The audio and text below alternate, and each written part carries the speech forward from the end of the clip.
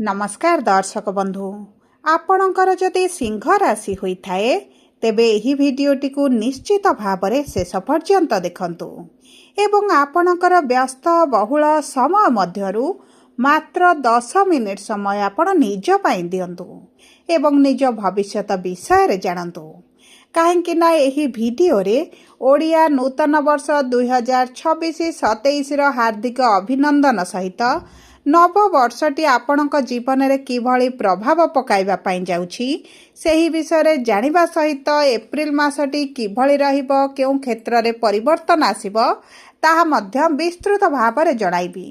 देखंतु दिनर आरंभ सकाळरू जणा पड़िथाए सेमिति नववर्षटी केमिति कटिबो एप्रिल मासरू जणा पड़िथाए। तेणुकरी एही भिडियोटी आपणक जीवन में निश्चित भाव में बड़ प्रभाव पकाइबो एवं बड़ परिवर्तन आनिबो। सेतिपाई निजर मूल्यवान समयरू किछि समय आपण निज पाई दियंतु एवं निज एप्रिल मासटी केमिति कटिबो सेही विषय रे जानंतु। देखंतु एही एप्रिल मासरे 4टी शुभ ग्रहंकर परिवर्तन हेबा पाई जाउछि।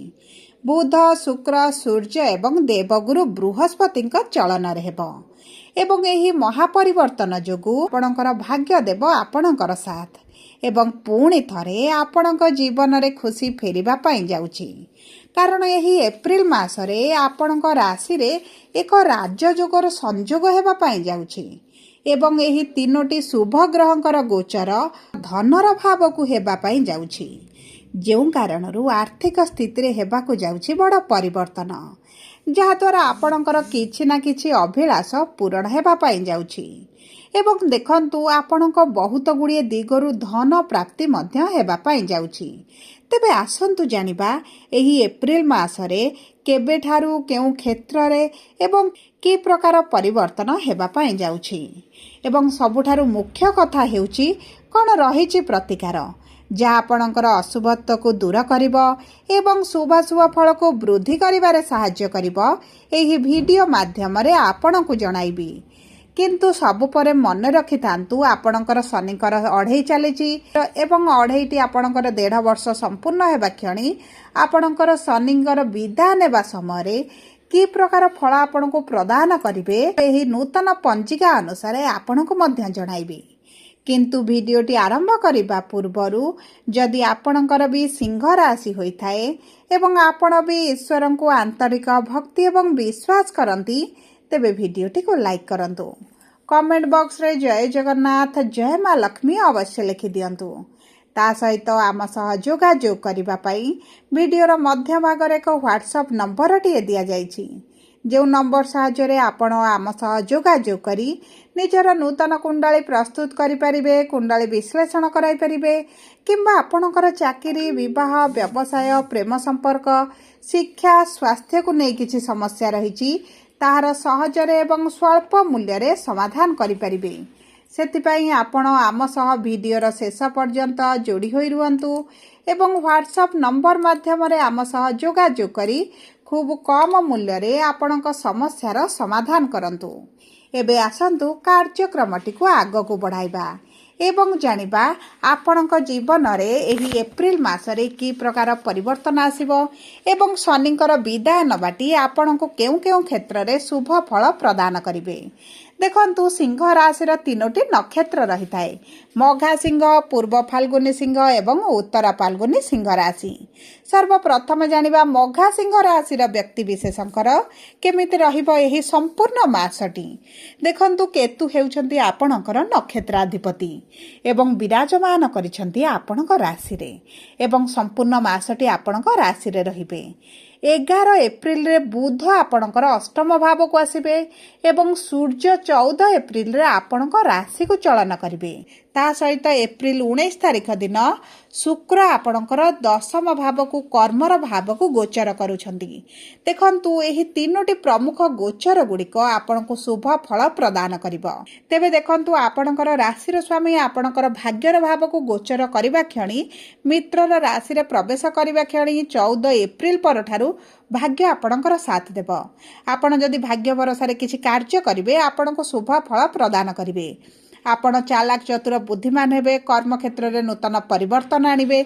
जदि आपणकर शिक्षा क्षेत्र में किसी समस्या चलुला तेबे से समस्या गुड़िक दूर हो सहित देखंतु आपणक क्यारियर को नहीं आपण बहुत अधिक सीरियस हो निज स्वास्थ्य को जगिबे, इम्यूनिटी पावर वृद्धि घटिबो। जो कारण आपणकर पुराना जो स्वास्थ्य समस्या गुड़िक समस्या पकाउथला ताहा आपणकर दूर होइजिबो। ता सहित जदि आपण सरकारी चाकरी पाई चेष्टा करूछंती, परीक्षा देउछंती, इंटरव्यू देउछंती, एंट्रांस देउछंती तेबे आपणको शुभ फल प्राप्ति हेबो। ता सहित जदि आपणकर शिक्षा क्षेत्र में किसी समस्या देखुतिले तेबे आपणकर सही समस्या गुड़िक दूर होइजिबो। आपणक सरकारी चाकरी पाई मध्य प्रबल जोग बनुछि। एवं देखंतु जदि आपण उच्च शिक्षा करिबा पाई चाहुतिले किंतु किछि ना किछि समस्या आसुथिला, आपण उच्च शिक्षा करि पारु नथिले तेबे मध्य उच्च शिक्षा करिवार अति प्रबल जोग रहिछि। देखंतु गुरु जेहेतु आपणकर लाभर भावरे अछंती, आपणकर किछि ना किछि मनस्कामनार पूर्ण हेबो, आपणकर इनकम रे वृद्धि घटिबो, आपणकर सैलरी इंक्रीमेंट हेउ किंबा प्रमोशन होई पारे किंबा जेकोनोसी स्तर रे आपणकर रोजगार रे वृद्धि देखिबे। जदि आपण व्यवसाय करूछंती तेबे आपणको उत्तम फल प्राप्ति हेबो, व्यवसाय रे ग्रोथ देखिबे। किंतु जदि आपण पार्टनरशिप रे व्यवसाय करूछंती तेबे आपणको एतेटा शुभ फल प्राप्ति हेबो नाही। एबे आसंतु जानिबा पूर्व फाल्गुनी सिंह राशि बा 11/5 सिंह राशि रो व्यक्ति विशेषकर आगामी एप्रिल मासटी केमिति रहिबा पई जाउछि। देखंतु शुक्र हेउछंती आपणकर नक्षत्र अधिपति एवं शुक्र 19 तारिख पर्यंत आपणकर भाग्यर भाव रे रहिबे एवं 19 तारिख दिन आपणकर कर्मर भाव को गोचर करिवे। तेणु करी शुक्रंकर एही गोचरटी आपणक पई संपूर्ण मासटी शुभदायक रहिबो। कारण भाग्यर भाव रे नक्षत्राधिपति विराजमान कले आपणकर भाग्य परसारे जे कोनोसी कार्य करिवे सेही कार्य गुड़िक आपणकर संपूर्ण होइजिबो। जदि आपणकर विवाह रे विलंब देखुचंती, विवाह रे समस्या आछुची तेबे मध्य आपणकर विवाह होइजिबो। ता सहित जदि आपणकर संतान प्राप्ति रे आपणकर समस्या देखा जाउथिला तेबे आपणक संतान प्राप्ति पई बहुत भलो समय रहिछि। आपण चेष्टा कले निश्चित भाव में सफलता प्राप्ति करिवे। ता सहित जदि आपणकर पूर्वरु संतान रहिचंती, संतानक क्यारियर को नै चिंतार अछंती, संतानकर स्वास्थ्य को नै, विवाह को नै तेबे चिंतार कोनोसी आवश्यकता नाही। संतानकर भाग्य तांकर साथ देबा आरंभ करिवो। एवं ता सहित जदि आपणकर संतानक ठारु दूर रे रहुतिले किंबा उभयक मध्यरे किछिटा मनमालिन्य चलिछि तेबे सेही सब समस्या गुड़िक आपणकर दूर होइजिबो। माता पितांक सहित संपर्क मधुर रहिबो। जदि आपणक पितांक सहित किछि समस्या चलिथिला तेबे ताहा मध्य दूर होइजिबो। एवं देखंतु आपण एही समय मध्यरे जदि पैतृक संपत्ति को नै किछि समस्या चलिथिला तेबे सेथिरु बाहर को आसीबे। आपणकर जदि नूतन भाव में किछि जागा जमी भूमि क्रय करिबा पई चाहुतिले तेबे मध्य आपणक पई समयटी शुभदायक रहिछि। देखंतु शनि जेहेतु अष्टम भाव में अछंती, आपणकर शनिकर अढ़ेई चलिछि, स्वास्थ्य को आपणको टिके ध्यान देबाकू पड़िबो। आपणकर स्वास्थ्य रे विभिन्न प्रकार समस्या देखा जिवो। उच्च नीच भली परिस्थितिर मध्य आपण सम्मुखीन होई पारंती। खाद्य पानीय उपरे दायित्व न देले आपणकर मेडिकल रे मध्य किछिटा अर्थ खर्च होई पारे। जदि आपणकर पूर्वरु आर्थिक स्थिति खराब रहितला तेबे आर्थिक स्थिति रे आसीबो परिवर्तन। आपणकर जदि अर्थ केउंठी फसिकी रहिछि तेबे सेही अर्थ मध्य आपणको प्राप्त होइजिबो। एबे आसंतु जानिबा उत्तरा फाल्गुनी सिंह राशिर व्यक्ति विशेषकर आगामी मासटी बा एप्रिल मासटी केमिति रहिबो। देखंतु सूर्य हेउछन्ते आपणकर नक्षत्र अधिपति एवं आपणकर राशिर अष्टम भाव 14 एप्रिल पर्यंत विराजमान करिवे एवं भाग्यर भाव को गोचर करिवे। देखंतु आपणकर सूर्य रस्याधिपति नक्षत्राधिपति होई भाग्यर भाव रे रहिबे माने आपण भाग्यटी मजबूत हेबो। आपणकर जे पूर्वरु टिके अर्थ समस्या रहितला, कोर्ट कचेरी केस रे फसी रहितले, मिथ्या आरोप लागुथला, आपणक कथार भूल अनर्थ कढा जाउथला एवं आपणको विभिन्न प्रकार समस्यार सम्मुखीन हेबाकू पडुथला, सेही सब क्षेत्र रे आसीबो परिवर्तन। आपणक पारिवारिक जीवन रे जे असंतोष चलिछि, गृहस्थ जीवन रे आपण जे संतुष्टि अनुभव करूनांदी सेथिरे आपण निश्चित भाव में सफलता देखिबे। आपणक जीवन साथी सहित मिसी कौनसी एक बड़ निष्पत्ति नहीं पारती। जदि आपण विदेश जावाक चाहूले तेबे उत्तम समय रहिबो। जदि आपण विद्यार्थी अछंती विद्या क्षेत्र में किसी बड़ निष्पत्ति नेबा पई चाहूले तेबे मध्य सेथिरे आपण शुभ सेथिरे मध्य आपणको सफलता मिलिबो। एवं ता सहित जदि आपण प्रेम संपर्क रे अछंती, प्रेम विवाह करबा पई चाहूछंती किंतु विभिन्न प्रकार बाधा विघ्न ପ୍ରଶ୍ନର ସମ୍ମୁଖୀନ ହେଉଛନ୍ତି, ବିବାହ ହେବ କି ହେବ ନାହିଁ ଦ୍ୱନ୍ଦ୍ୱରେ ରହିଛନ୍ତି, ତେବେ ଆପଣଙ୍କ ପାଇଁ ଏହି ଆଗାମୀ ସମୟଟି ଅତି ଶୁଭଦାୟକ ରହୁଛି। ପ୍ରେମ ସମ୍ପର୍କରେ ନିକଟତରତା ବଢ଼ିବ, ବିବାହ ବନ୍ଧନରେ ବାନ୍ଧି ହୋଇପାରନ୍ତି କିମ୍ବା ଯେଉଁମାନେ ଦ୍ୱିତୀୟ ବିବାହ କରିବା ପାଇଁ ଚାହୁଁଥିଲେ, ବିବାହରେ ସମସ୍ୟା ଦେଖୁଥିଲେ, ଆପଣଙ୍କର ଦ୍ୱିତୀୟ ବିବାହ ମଧ୍ୟ ହୋଇଯିବ।